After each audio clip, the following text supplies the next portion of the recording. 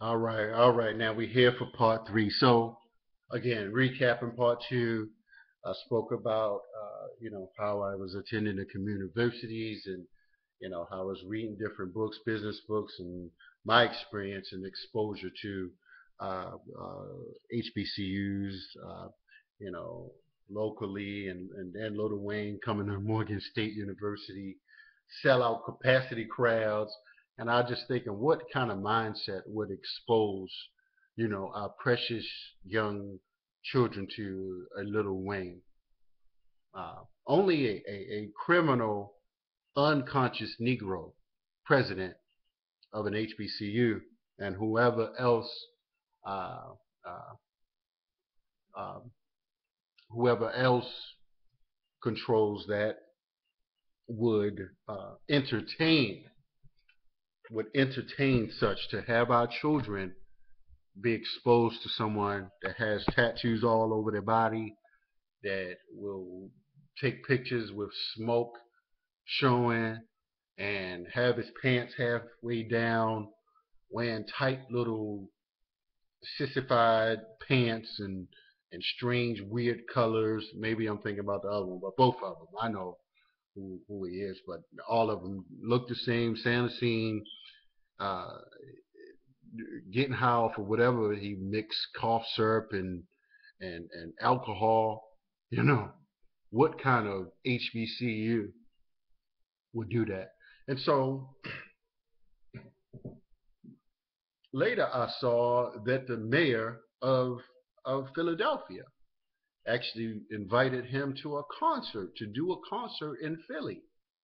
And I just thought to myself, like, what in the hell is going on? What's wrong with these Negroes? Now, some people keep their acts clean, their performance is clean.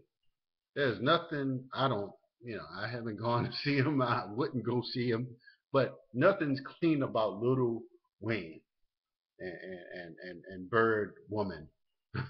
So I'm just like appalled at the level of Negro bourgeoisie unconsciousness. Straight up. Let me just make it plain. And people don't understand the dynamics of wealth when we have, oops, I'm sorry, when we have, uh, when we have these rappers like Kanye West making a statement about Kanye West making a statement talking about I would rather buy 80 gold chains than invest in a business. Hmm? Just imagine all that your child worked for, all that your child works for, and this fool planting that seed into his mind. You know, children are impressionable. Our children are impressionable, but you have black people who've been enslaved and programmed throughout uh, throughout their lives, go straight into these HBCUs. HBCUs haven't had any exposure to the dynamics of history, the dynamics of media propaganda, and they don't understand the political economic world that we live in. That, as Hakeem Edebudi says, to create them to be obsolete and fill up the prison system right now. So I'm just throwing it out there, because uh, these HBCUs that had someone on at Howard's campus recently, and I'm just like, this is not going to move our people forward. None of it. This is just intellectual sounding words, and you're not building anything. You haven't controlled Howard or most of these institutions. You haven't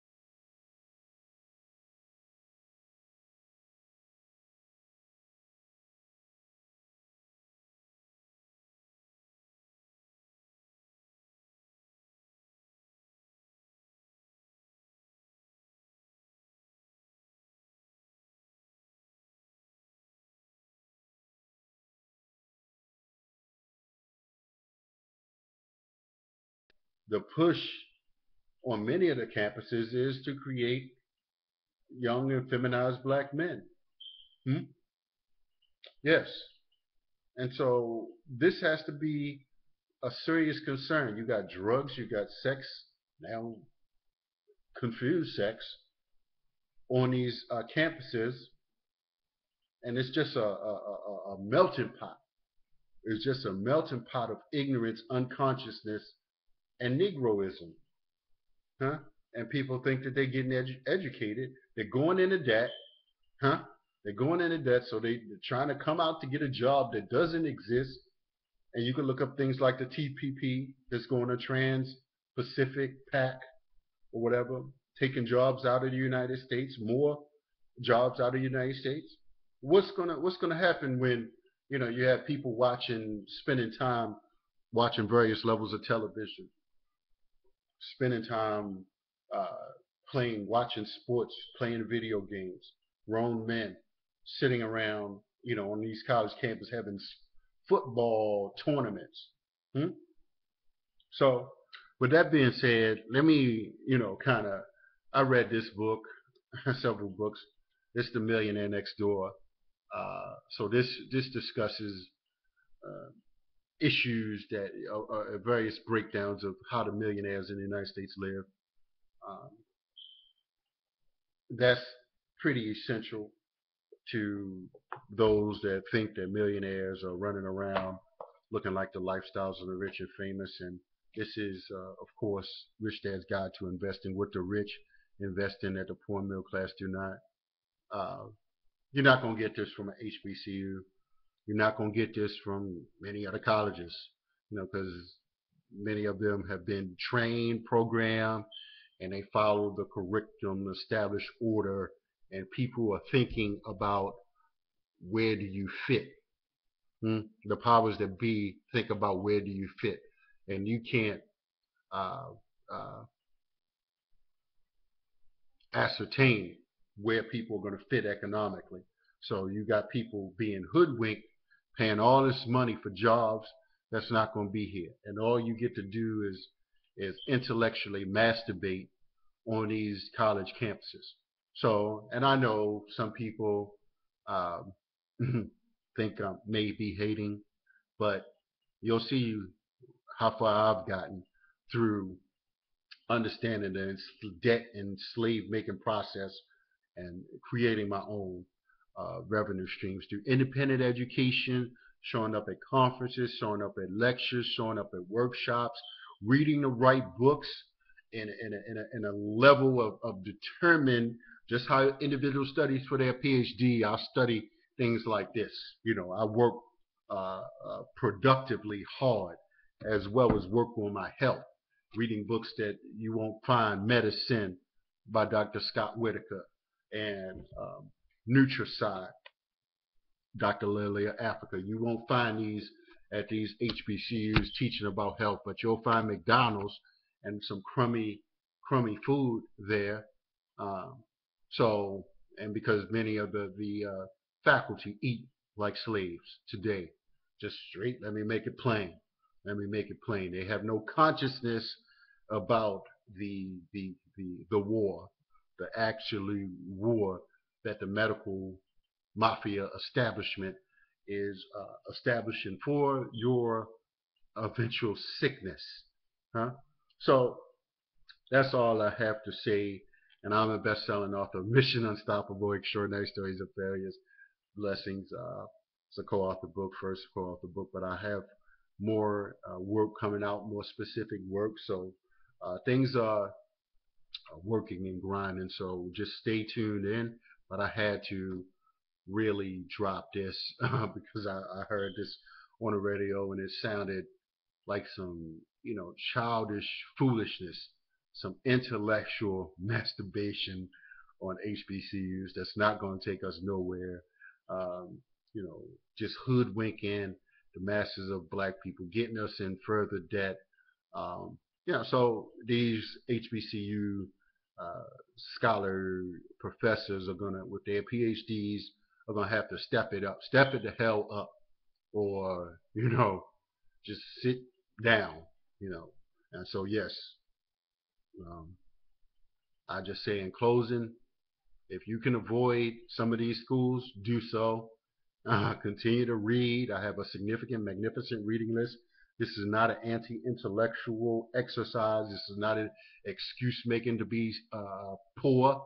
Let me make that plain for you all that think that you a poor righteous teacher and you I need no education. Whatever. You have poor habits, personal self-development. Uh, you know, you don't think, you don't read, you don't study, you don't try to get around successful, wealthy, healthy, empowered people. And yes, many people I do understand will probably have been through some of the levels of education, and most of the people that I've read, many of them have had various levels of education. So I'm not totally throwing everyone under the bus, and everyone has their unique spin, but too many, the majority, are being miseducated where they should have just gone to a trade school and read and studied some core competent information, core competent information about your health. I know someone with a PhD, 4.0 PhD, overweight, you know, uh, overweight, huh? Miseducation, miseducation, lack of priorities, lack of values. Hmm? So we're gonna have to deal with that.